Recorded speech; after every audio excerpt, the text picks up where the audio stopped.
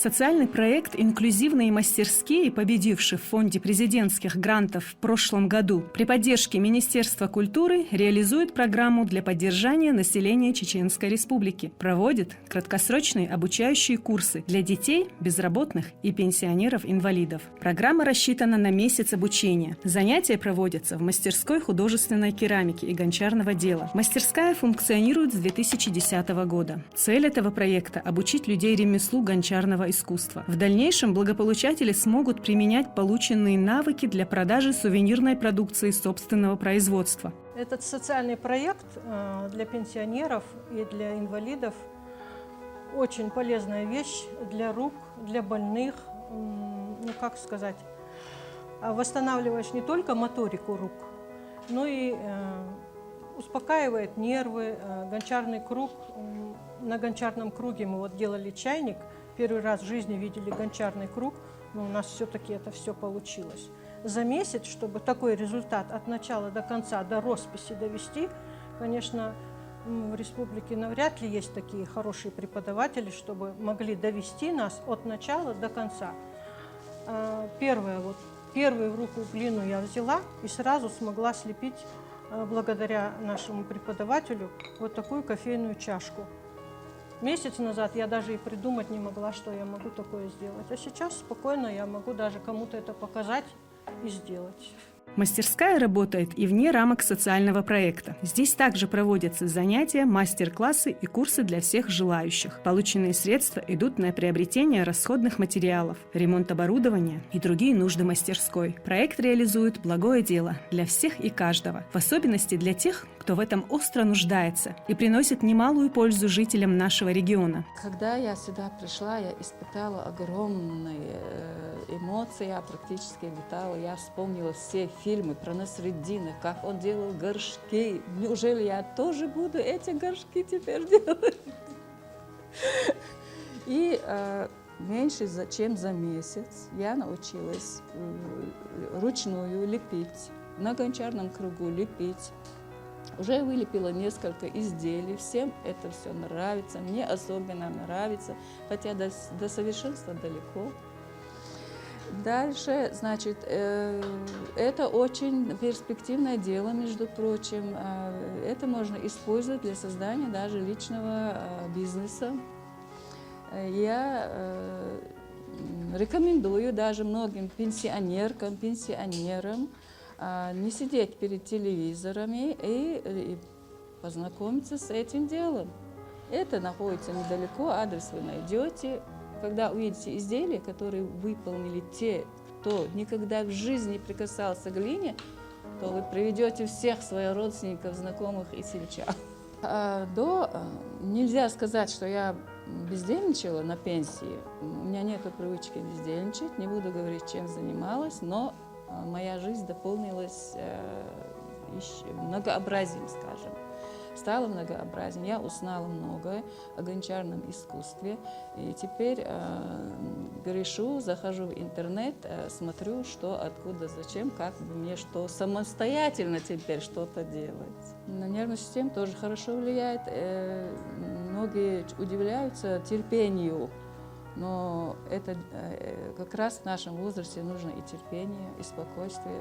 Очень способствует терпению и спокойствию. О друзьях я даже говорить не буду. Я познакомилась с такими хорошими женщинами, как будто я с детства была с ними знакома, и у нас одинаковые цели, оказывается. Бывают одинаковые люди, оказывается.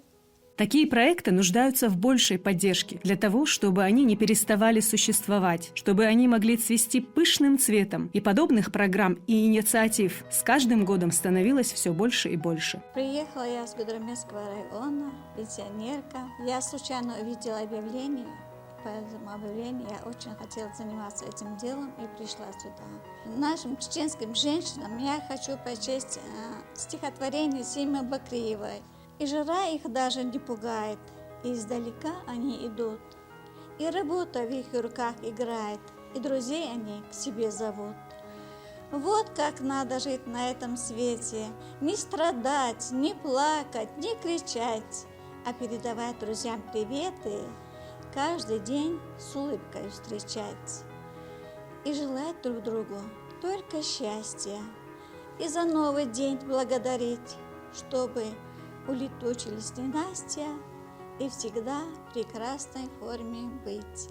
За время съемок мы услышали много душевных отзывов от участниц проекта. Для многих из них проект стал отдушиной, местом, где они реализовали свой творческий потенциал, о наличии которого они и не подозревали. Здесь они нашли много новых друзей по интересам, а некоторые из них здесь даже поправили свое здоровье. Я занимаюсь керамикой месяц. В этом проекте очень большие плюсы для таких людей, как я в возрасте. Я хочу привести такой пример. Погода на улице была очень высокая, было очень жарко этим летом, как мы все знаем.